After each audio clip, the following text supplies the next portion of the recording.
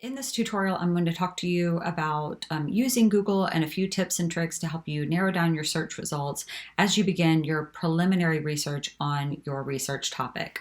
So the first thing I'm going to do is go here to my Google search bar, and I'm going to type in anxiety and depression and do a general Google search on these terms. So you'll see when I do this, I get a variety of sources, everything from advertisements to scholarly articles to health information, to perhaps some other articles as I scroll down and go to additional pages. But the first tip I'm going to give you is to come up here to the top and click on this news tab, and that will filter all of the search results down to just the news articles on your topic.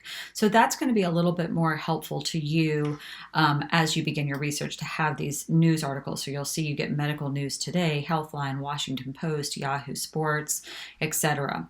The other tip that I have is to not just stick to the first page, but go to the additional pages, because there are plenty of articles out there. You see that we have over 17 million results. So you don't just want to look at the ones on the first page. You may find sources that are helpful to you as you continue to scroll through. Perhaps here, if I'm researching anxiety and depression in students, now I have a source that seems to pertain specifically to teenagers and young people, so that might be helpful to me.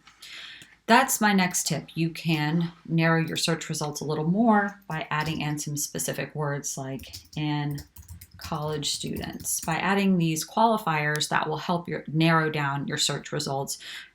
You see I've gone from 17 million to a little over 500,000 now. So I'm starting to get a little more focused and have articles that apply more specifically to the topic that I'm working on, like this PBS NewsHour article, How the Pandemic Impacts College Students' Mental Health.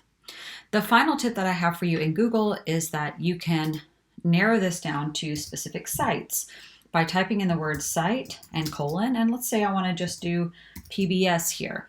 Now I will get all of the articles on that are pertain to college students' mental health just on the PBS site. And so if I see, well, there really aren't too many out there, but as I scroll down, I find that there are a handful of articles that are on PBS that really do pertain specifically to me. You can do this with any news site. So if I want to look for anxiety and depression on USA Today, I can do a quick site search there, and now I get all of the USA Today articles that are dealing with anxiety and depression. So that's just a tip if you want to narrow down, a news site that you find credible. Another one that I like to use is Reuters, because they are an aggregate site, meaning that they collect news from a variety of different sources, but it's all credible. So if it's coming from Reuters, that it's been screened and it's a credible source. So that way I can get all of these different types of information, all these different types of articles coming from Reuters. So using that site trick will help you if you want to find a credible news site that you know of and look at the articles pertaining to your topic that come specifically from that site. The final tip that I have for you is going to be how to use a Wikipedia page more efficiently.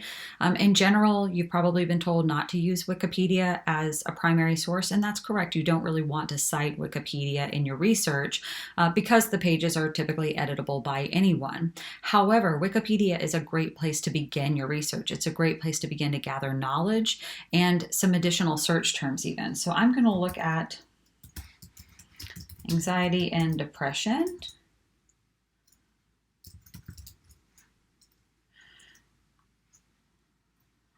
Actually, I'm going to look at mental health, because here I can get a specific page on mental health during the COVID-19 pandemic. That's another trick that I have for you. You notice when I typed in anxiety and depression, I wasn't really pleased with any of the pages that popped up. So I tried a different search term. What's another way to say anxiety and depression? Say mental health, right? So play with your search terms a little bit until you find the sources that you want. Here's one that I'm particularly interested in: mental health during the COVID-19 pandemic. So I'm going to click on that page, and now I can see, this is a pretty well well-written page. There's a lot of information here. There are links to a lot of different types of sources that I can look at. And if I look in the contents here, I see there's an impact on students section, which I find pertains to my topic. So I'm going to look at that. And this is where I want to show you another tip for Wikipedia. You get some great information. And as I said, you wouldn't necessarily want to cite this source, but really well edited and well written Wikipedia pages will have their sources in the article themselves. And the way that you can find those is either clicking on this reference link, or you can scroll all the way down to the bottom and you'll notice this article has 60 different references. So you could use these references as a jumping off point for your own research. So let's say I want to look at this source that's cited in the section on students. I can click on it. I see that it's the Archives of Public Health, so I know it's a credible journal, and I can click on this link and it should take me directly to that article itself, which it has. And now I can read the abstract and the conclusion and see if this is an article that might be useful for my own research. So that's a way that Wikipedia can be really helpful, is one, giving you some additional information, just general information on your topic, and two, providing you with some of the more credible sources that are used in the articles. I hope this has been helpful, and happy searching.